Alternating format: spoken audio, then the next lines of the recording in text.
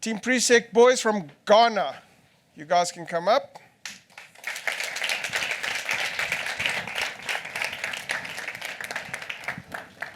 Good day, ladies and gentlemen. We are Team Presec boys from Presbyterian Boys Secondary School, Ghana. I'm Darrell, Kwei, the leader and statistician. I'm Gerrald, Benson, business acumen. And I'm Gerrald, Paddy, the consultant. Prioritization of scenarios. We prioritize the scenarios into three main parts: current issues, future, and survival.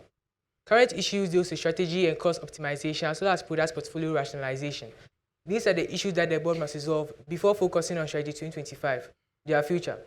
Future deals with strategic sourcing of cobalt in Africa as well as the e-mobility strategy. These are the issues that the board must resolve because in preparation for the long run. The future of the world. Survival deals with Paris Accord and environmental legislation. These are the issues that the board must resolve because these issues create opportunities or threats in meeting the demands of the future. Moving on now to strategy and cost optimization. We identified two problems in this case. The first problem is Herbert's centralization proposal. Dr. Herbert has proposed that if certain functional units are centralized under his authority, cost savings of €3,755.55 million be made. But this will create bottlenecks in decision-making, get Herbert distracted, and directly contradicts key performance area number 3. The second problem that we identified is the suggestion to ditch the volume segment. From the trend in sales chart, the volume segment had fluctuations from January to July while the push experienced a consistent decline in sales. The main reason why the volume segment had a significant increase in sales in the second quarter is due to the fact that the Theodore Polyvivo model was ended. We therefore recommend that the group should not centralize the functional units, but rather delegate authority to branch executives to implement beneficial decisions. The group should also not ditch the volume segments, but rather make cars in the volume more beneficial to buyers. Buyers will purchase the cars they prefer, and the group must derive the contribution of each car to gross profit, enabling management to end the production from profitable models. Moving on now to product portfolio rationalization. We also identified two problems in this case.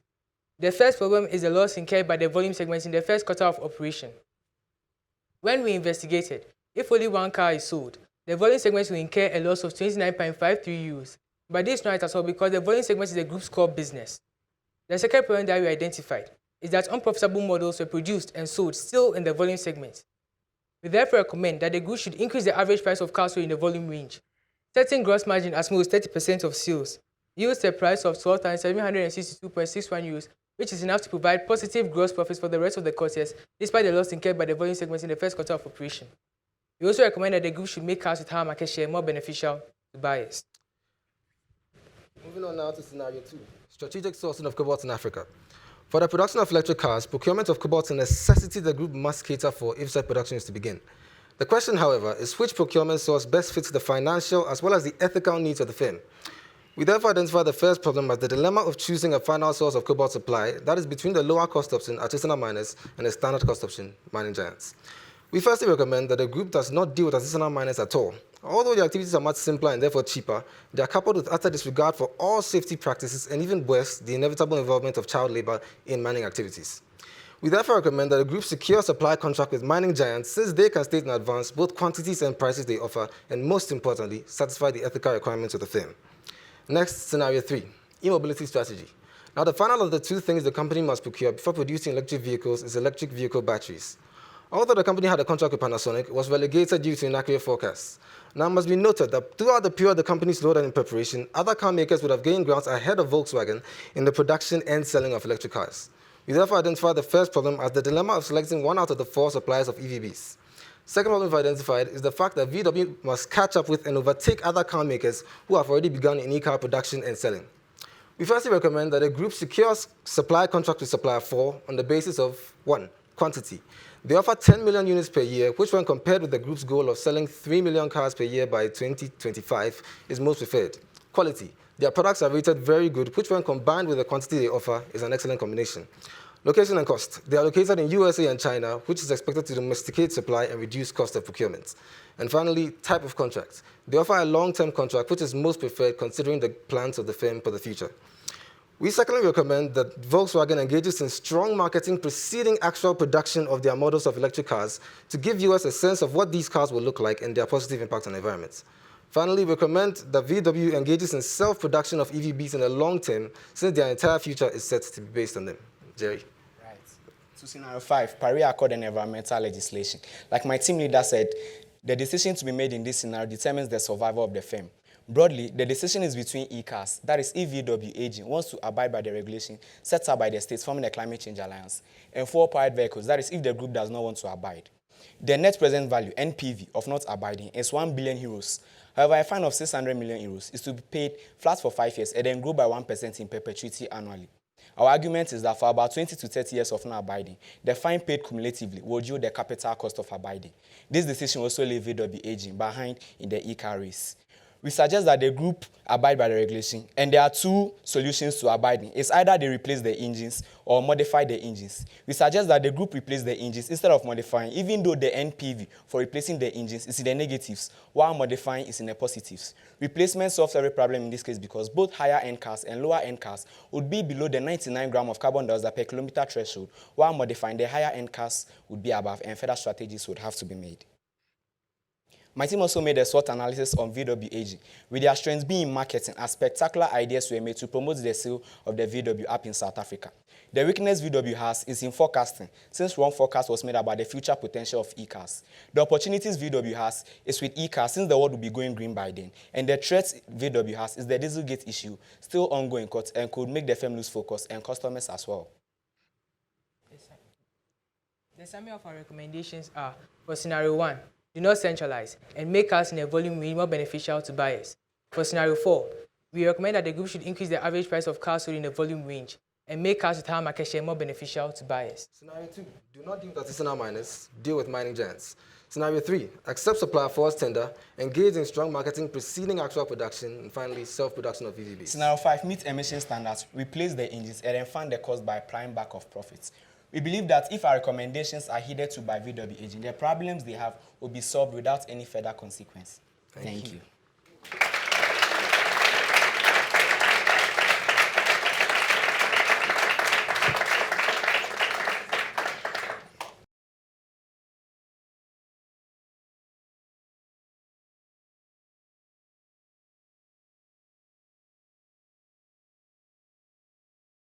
So well done to you. Thank you. I really liked the way that you staged your slides. Your first slide set the context and the pros and the cons, and your second slide made your recommendation, and your summary slide pulled it all together. Very well done.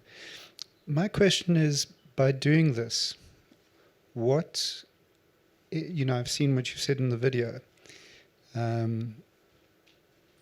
As a school group to be working on a real life case study with the very real implications, what have you learnt about business and the world having done this? I'm interested to hear your honest opinions. Tell me what you've really learned. If you could have a minute, please. Thank you. So right now. And if I could phrase it by saying this, what do you know now that you didn't know before, obviously apart from Volkswagen's issues?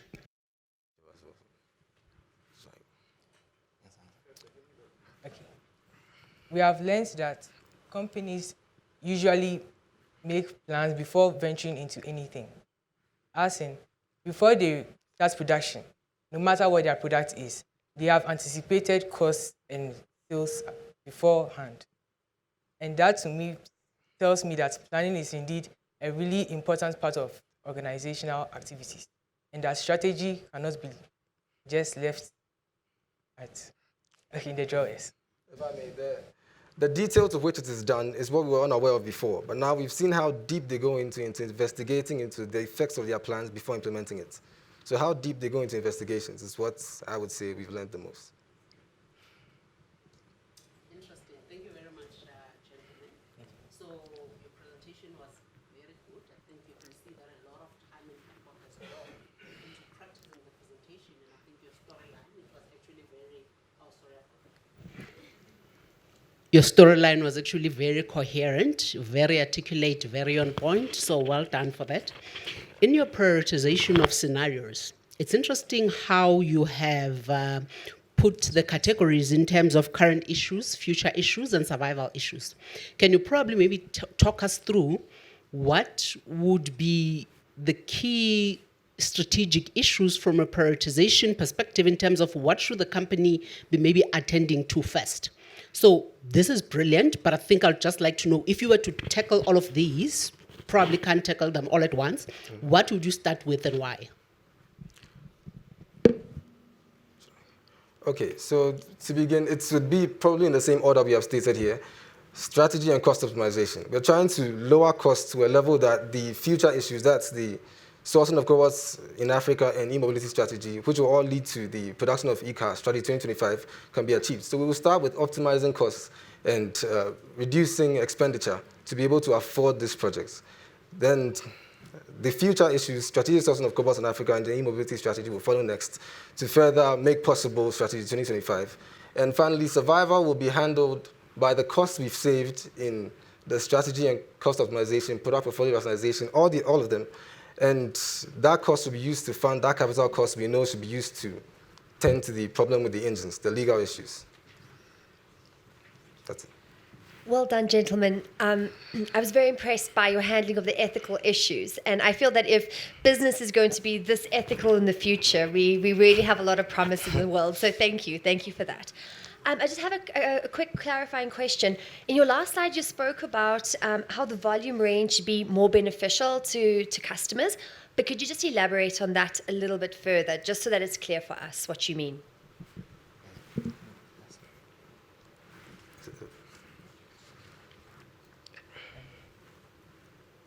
Thank you very much.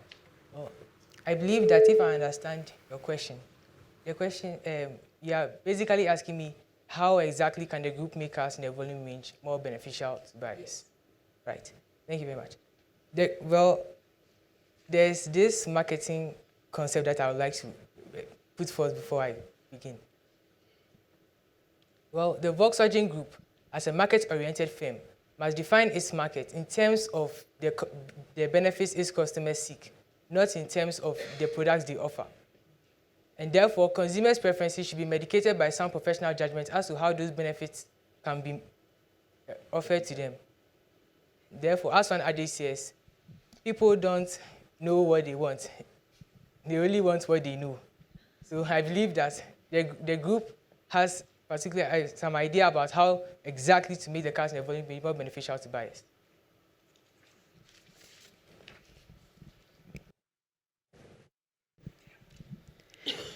Thank you, gentlemen, for your presentation. One of the recommendations that you have made in the product portfolio rationalization slide, right at the end, you have said increase the average price of cars sold. Have you gone into some thought into which cars were you going to increase, by how much, and what the implication of those increases would be, and what they would add to the bottom line?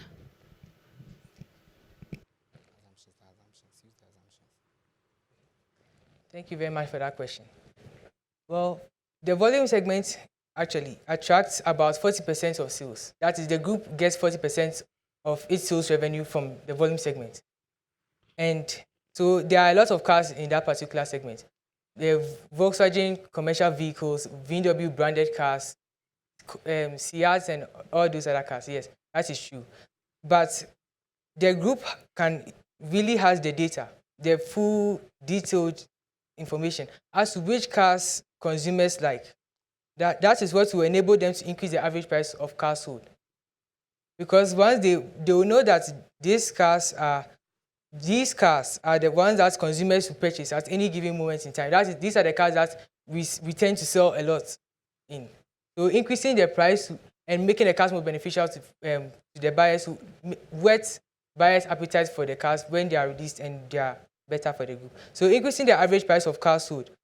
Yes, that is true that certain cars' prices will be slightly higher or below because the average price. But I believe that in general, almost all the cars in the volume segment should not be below the 12,762.61 euros price. I believe I answered your question. Yes, you did. Thank you. Thank you.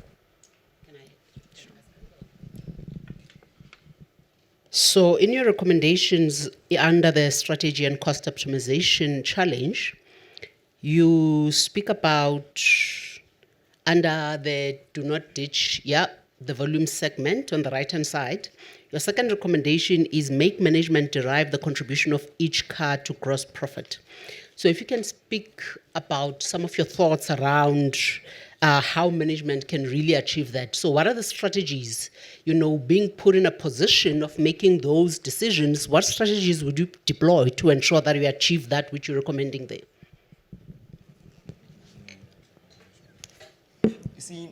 You see, in accounting, we have departmental accounts, so they already record the contribution of each car in the departmental account. So the group can just scrutinize the departmental accounts and know which car is contributing to the to gross profit and which car is making loss. As in scenario 4. Okay. Right. And then if you go to your e-mobility strategy, in your recommendations, under the first recommendation, in terms of the type of contract, you are saying that you would enter into a long-term contract with supplier 4, and then at the bottom, you're talking about the self-production of EVBs. So I found that to be contradictory, because if that contract is long-term, and yet you have a plan to actually manufacture the EVPs yourself, just talk me through your thought process in terms of exactly what you meant by the two and how you plan to deal with it in real life. Okay, so by long-term contracts, I was referring to basically contracts that last longer than 1 financial year. But for the self-production of EVPs, that's in the longer term. I was referring to the longer term, so after the expiration of that contract. So you don't have to go back to a supplier for their needs anymore. So that's a 12-month contract then that is talking about. Disadvantage. Okay. Right?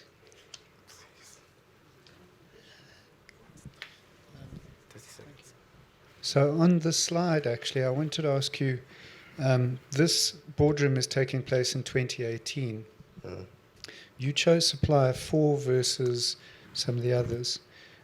What do you think, given this supplier's location, are some of the issues that, because of geopolitics and the global issues, that might cause a problem with you choosing this, that problems that might arise out of this choice? What do you think are some of those? The only problem I see is probably fluctuation of exchange rates. That could affect the various prices they have to pay. But besides that, that's pretty much it. This will be stopped if we self-produce the EVBs, if we produce the EVBs by ourselves in the longer term. Thank you very much.